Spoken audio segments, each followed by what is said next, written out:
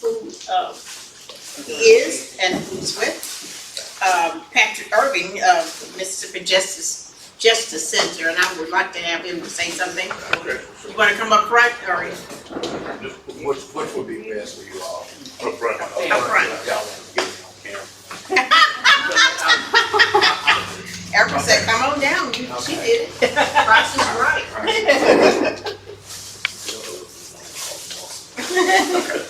That goes to the stage. I'm Patrick Irving with Mississippi Center for Justice, and I handle all of the civic engagement and government accountability.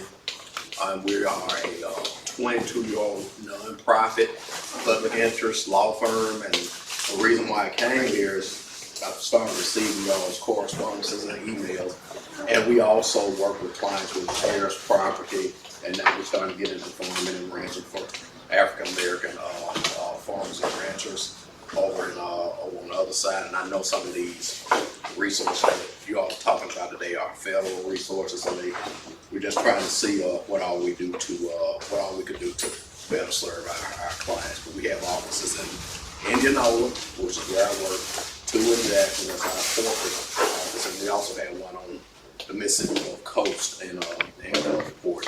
But we just handle a number of different programs for our clients. We do expungements. We help people get information off their criminal records. We do education advocacy. I do a lot of the voter registration, civic engagement, educating people about what's going on in different levels of government. But yeah, we are just trying to find all the resources that we can to help our clients over in Mississippi Delta throughout the state. And also I see a couple of my Alpha brothers in here too. yes. Okay. Thank you. And that's what the opening was about today, is making connections. So there's another connection. Next, we're going to have.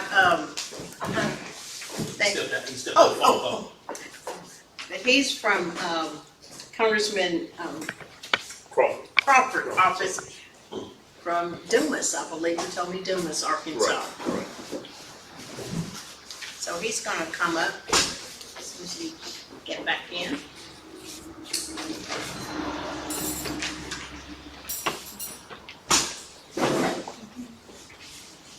I hope you all have enjoyed. If there is any additional questions that you would like to add or ask or suggestions. Sorry about that. All right. So you can come up and sit.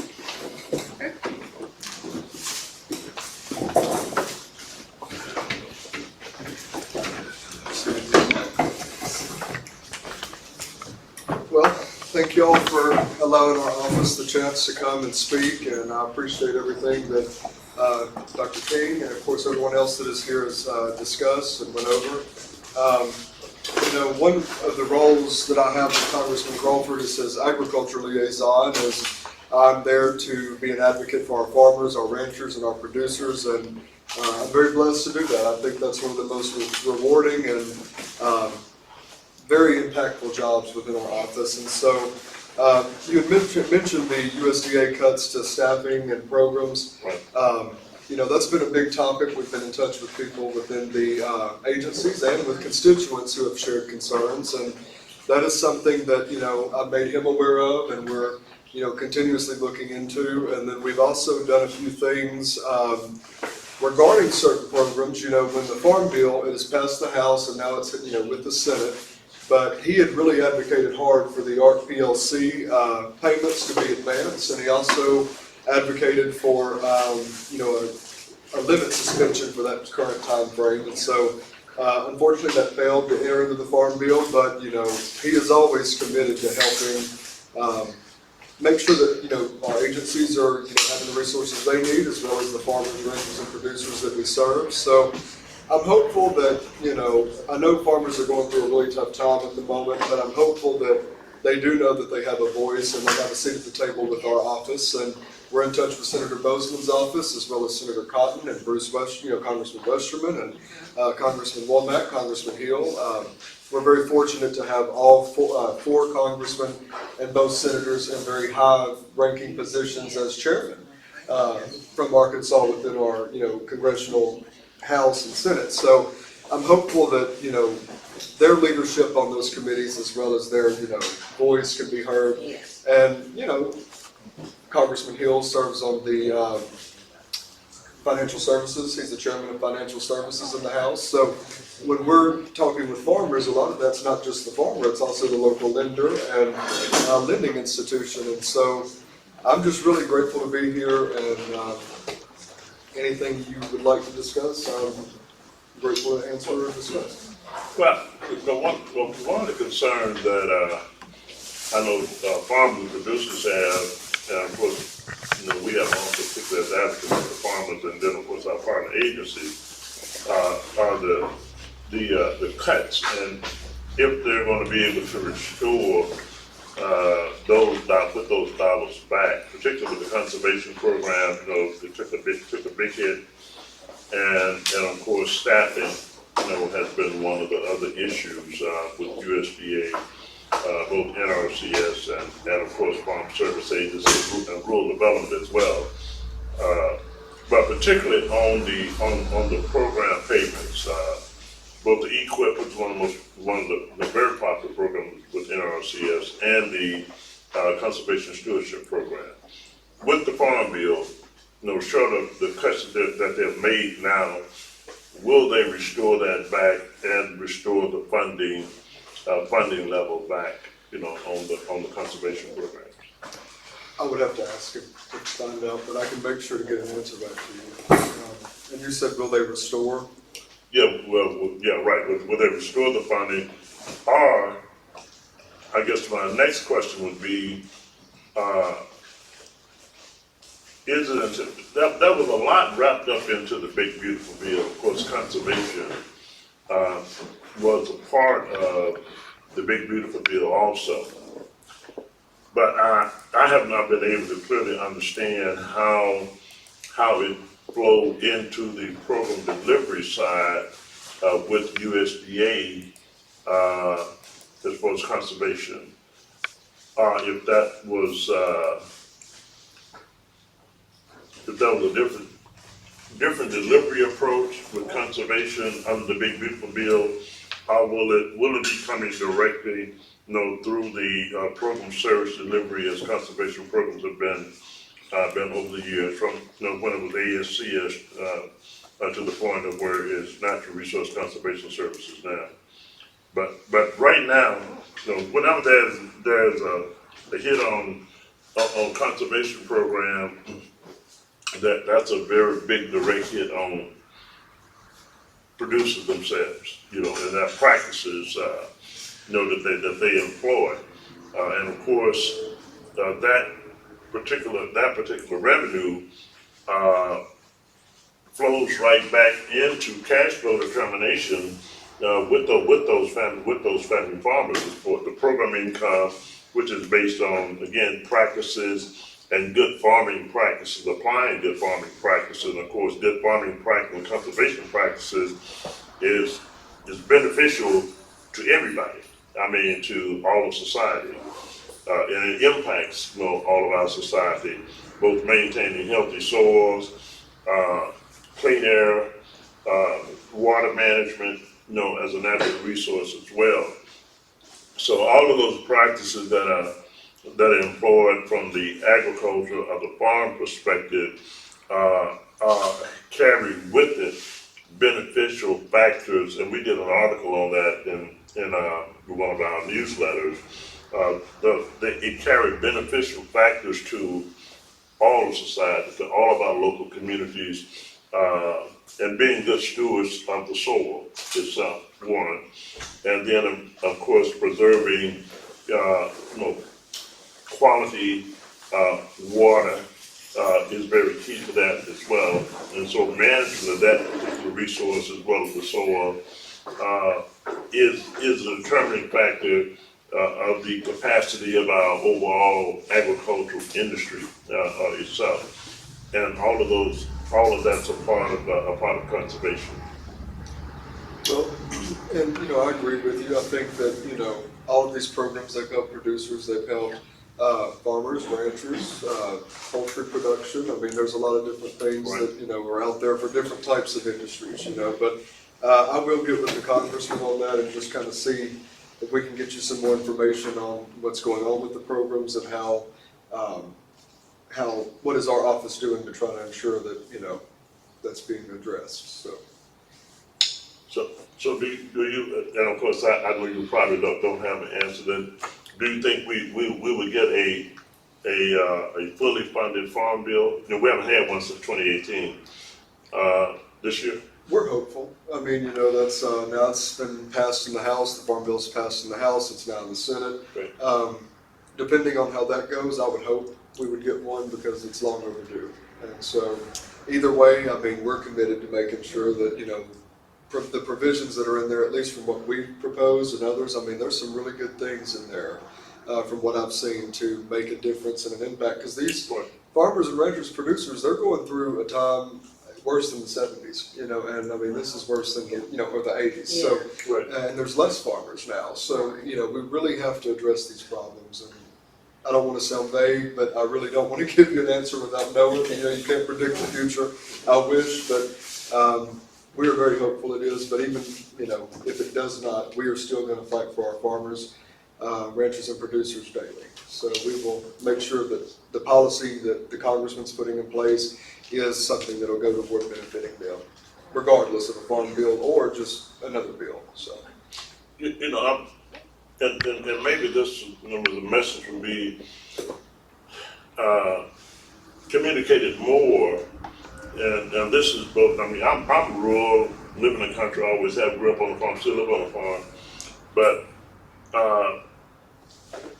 what's in the farm bill and all of those things that support production agriculture, it support also consumers themselves. Because I'm saying, the stewardship and the practices of stewardship with soil and with production agriculture is a very, if they were not good stewards and what they do within the context of the farming operation, then all consumers should have major concerns. And maintaining our independence both in food production, supply, nationally, and even with the capacity itself to deal with international supply within the context of the marketplace. So it's a very key area, and everything as relates to the farm program and farm services is a necessity right now, and very, very crucial. I think it's one of the most crucial pieces of legislation that's being worked on right now. well, I mean, I agree, and there's multiple, like I said, things that we're doing now that it's out of the House, it's now with the Senate, but we continue to look at ways to help the farmers. And, Congressman Crawford, Senator Bozeman, I know I work with Senator Bozeman's office a lot and their agriculture liaison, and in these meetings, we're hearing about USDA staffing cuts to programs. We're hearing about the same things that, the farmers are telling us. And so, but when we speak with the agencies, there's been some issues there, I feel like, too. The agencies are kind of very vague compared to like they used to be. And so we want them to know that, if there is anything that we can do to make not only the agency, but also on the farming side better, we just need to make sure that they know that we are a resource for them. And we are here to hear them out on that. And I'd hate to give you some specifics from him without him giving a direct, answer. But I will say that, we will try to get an answer to you on these things. And, I'm always just a phone call or an email away. So we're here to help. And, I hope people realize that. So whatever they have to say, I'm here to listen to it. So. Well, I really appreciate it. I know you have always been accessible, on our part in conversation, and definitely want to to listen to the concerns of both the producers and those who the direct part of USDA as well as those who are partners with USDA. So I greatly appreciate that. You too. Thank you. Okay, thank you. And Hunter, could you tell those who are listening, could you give them your number to reach you? Yes, my contact information, phone number is 870-377-5571, and my email address, it's hunter.selvey, SELVEY@mail.house.gov. And I'll send that to y'all too if you need it. So appreciate you. Thank you. Little bit of a weirder last name, Yes. so appreciate you. But Ms. Sweeney, I want you to go back to, oh yeah. Oh, okay, I forgot, I had one other area on the program. Let me, Okay. Rural Development is not present. I was No. thinking that we had a person here today. I'm gonna just No. do a quick summary of the USDA rural development programs and the resources that they have to offer. Like Farm Service Agency, they have both their direct program, they have their guarantee program. And of course, in a lot of our rural areas now, housing is an issue. They offer under their 502 and their 504 program, they have the 502? And 504. And the 502 is the home renovation. And then they have the 504. But anyway, I'm the renovation program. Am I right, Barbara, on that? And the 502 is the renovation. Okay, so the 502 program offers both a grant and a loan for doing renovation. But home renovation program, they have a direct loan up to $40,000 with their renovation program, and a grant program for home renovation for $10,000. So it's a total of $50,000 available, particularly dealing with home safety areas. One of the most critical things that they really focus on and look at with the grant loan program for the $40,000 loan, direct loan. That's a 1% interest rate, and of course the grant program to go along with that, makes up the total of that $50,000. And of course that's very crucial in a lot of areas now, because where we have an aging population, and when you're dealing with the homes, if you have a situation where there are safety issues, then in some cases, then that senior citizen population or aging population, if there's a safety issue, then it becomes very critical, as it relates to even them receiving the other home health services. And I know you mentioned what you all do from both the legal perspective as an organization, nonprofit organization. I would encourage as a nonprofit, and again, we like to partner and have communication back with other organizations. That is often an issue with our elderly population, is home safety and that home environment itself, and the need for them to receive these type of resources. They normally meet the income eligibility guidelines for both the grant as well as the loan. It may be a matter of putting new windows in, getting heating and air put in. It could be an electrical issue that can be addressed, with the program and dealing with renovation and home improvements on it. It could be a roofing issue. Of course, if you end up having a roofing issue, you can have other situations that can occur as a result of that. Everything from mold and mildew in the house, both in the attic areas and within the wall areas. So again, then you have a health situation with that particular household or that resident. So again, that resource is available through USDA Rural Development, the Home Improvement Program, 1% interest rate on the loan up to $40,000 and a $10,000 grant. Now, yes? Just correction, that's the 504. 504, okay, I was thinking it was 504, I'm sure. Yeah, okay, I'm sorry. On that renovation program, that's the 504 program. So the 504 direct loan for renovation, 1% interest rate for the 504 loan, and a $10,000 grant program, 504. Now, the 502 is for affordable housing for a new house. I don't know the maximum dollar amount on that now. I think it's roughly $367,000. It may be more because, construction costs have gone up considerably. But the 504 direct loan program from USDA Rural Development, a lot is changing. A lot has changed with USDA Rural Development.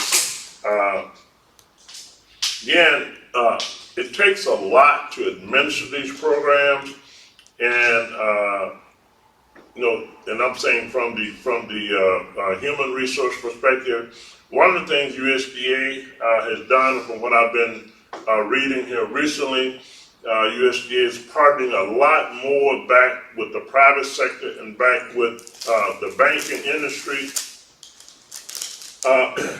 and of course, along with the banks. And when you're talking about community development, it's really imperative that you look at the diversity in resources that may possibly be available when you start to talk about home improvement.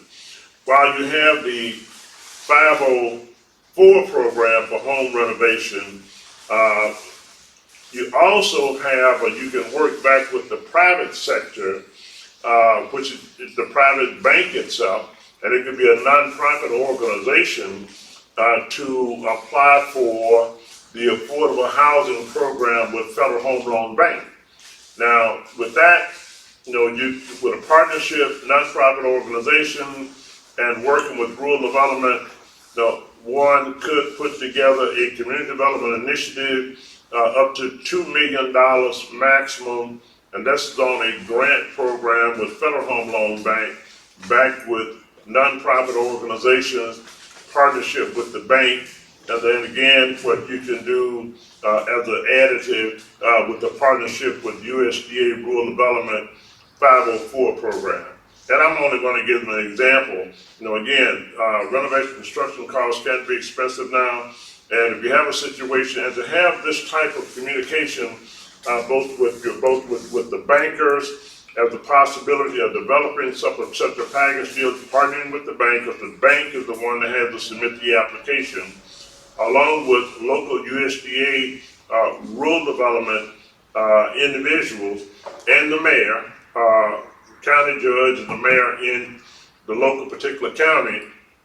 You could either say a deal with assessment with the local community, and say you're going to do 20 houses as an example, and if you're doing a $40,000 loan, a 10%, a $10,000 grant loan at 1% interest, but the CNA of the capital needs assessment for investment in that house is, say, you got $50,000, it's going to be $75,000. So in a situation like that, and that becomes the average for doing a home improvement type of program in your local community, then that too, when you go in and diversify the resources to do such a program, then you could partner with the bank and back with USDA Rural Development and having those conversations, you could easily see where we can reach this $75,000 renovation on these many homes, partnering with the bank,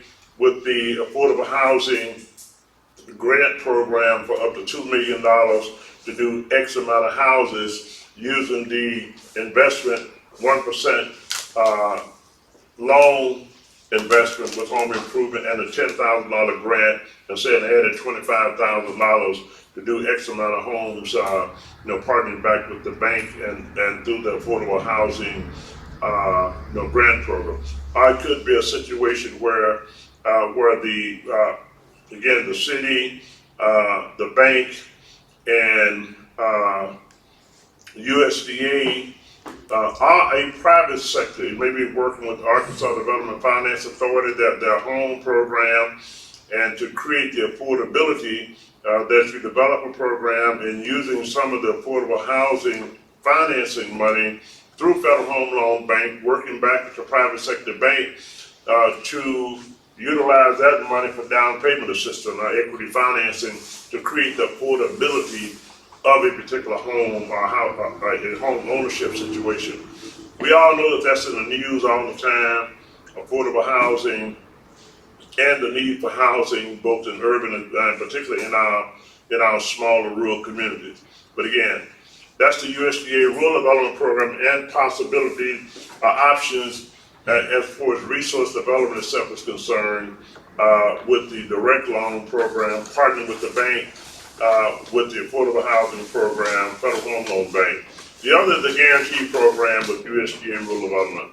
Again, guaranteed just like the loan program is with the farming program, up to, I think the maximum is 90% on that, on the guarantee. That means the bank is the customer back with USDA Rural Development, and you're the customer of the bank. That seems to be really materializing a lot faster than what I was anticipating from everything that I'm seeing so far on news releases. Is the guarantee program, preferred lenders, and the banks that are participating that's involved in dealing with the loan guarantee program. Even more so, the reason for municipalities, for mayors, and for community residents to have conversation of meeting with your bankers and to see if they would support such an application on dealing with affordable housing. One, with Federal Home Loan Bank, they would have to submit the application, and them being a primary preferred lender using the guarantee program with USDA Rural Development. And again, an example could be the possibility of a direct loan for the bank, a guarantee up to 90%, and say 10% of the affordable housing resources through Federal Home Loan Bank back coming through that particular same bank, creating the affordability of a particular guaranteed loan, and of course definitely more security on the part of the bank based on the equity position that is being created as a result of the affordable housing program that the bank participated in with the community to really implement such a program to create more affordable housing. Again, USDA Rural Development also finances, they finance infrastructure for communities, municipalities. They finance fire departments for municipalities. They also have business loans that they implement as well as part of that program, and some enterprise grant funding that they have. I would just encourage you to have a meeting with them, a conversation with USDA Rural Development regarding all of their programs, including their energy program. They also have an energy program, grant program that they implement as a part of USDA Rural Development. A major resource for community economic development, and we just have to capitalize on the benefit of those resources more in our local communities, both for housing, for business enterprise development, for leveraging other resources to the private sector, such as the banks with affordable housing, along with some of the needs that's really going on right now. I know some of the needs that is being supported by NRCS on dealing with conservation program and drainage in some of our rural areas. So they've been supporting that, but in addition to that, we have a lot going on with water quality in rural areas on the infrastructure side, as well as sewer treatment facilities. But rural development is a resource in all of those areas, and I would encourage anyone who has not had the conversation with them that knows such a need exists in that local area, that you should have that conversation with them and have that meeting with them along with the local elected leadership in your area. I think that pretty much so covers it for for USDA rural development. I am gonna flip back to Farm Service Agency just for one second, and I'm hoping that this funding stay in the Farm Bill, this go-round, that it stays in the budget that for its funding. FSA also offers a loan program for air property, through third-party, lenders, and they have, a number of third-party lenders, where they will make loans available. And when I say third-party lenders, in most cases, they're CDFIs and what they call community development finance institutions. They're like banks. So, well, they are banks in reality, but community development finance institution type of financing. And what they can do, they can make a loan to individuals where you have undivided interest in land, to buy the interest of other individuals out. So I'll use myself as an example. If I have 3 siblings, I'll say 4 siblings, and 3 of those siblings want to sell their interest versus selling it to an outsider, then myself and one of my siblings, then we could apply for it, get a loan to buy the 3 siblings' interest out that want to sell their interest. That can, serve as a major benefit for individuals being able to retain both that heritage and something that has been in the family for years. But that's the Farm Service Agency air property lending program. It's in the 2018 Farm Bill.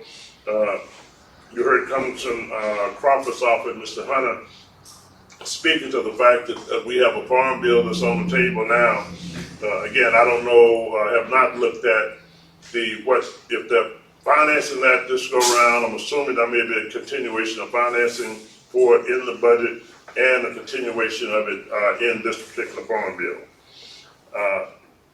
I think that fits not only for I'm not talking about, when I say FSA, this particular loan fund money for air property is not just for agricultural land. It could be for housing, whichever. If there's an air property situation and one wants to purchase the interest of the other heirs out, because if it's air property, you don't get the clear title and ownership of it. You cannot access the resources from USDA rural development on either their loan program, not on their grant program.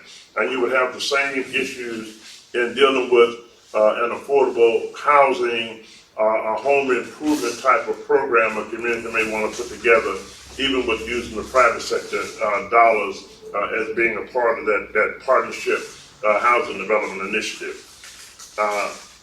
That's pretty much so wraps it for me on rural development, housing, and the program service. Unless I missed something or someone has a question, that's a question. Is that a question, Mike? I'm asking. Oh, okay. I thought you had. Okay, we want to thank you all for coming, and I hope you have gained knowledge and benefit. And if you know someone that what you have gained up to date, that you will share it with others. Again, thank you.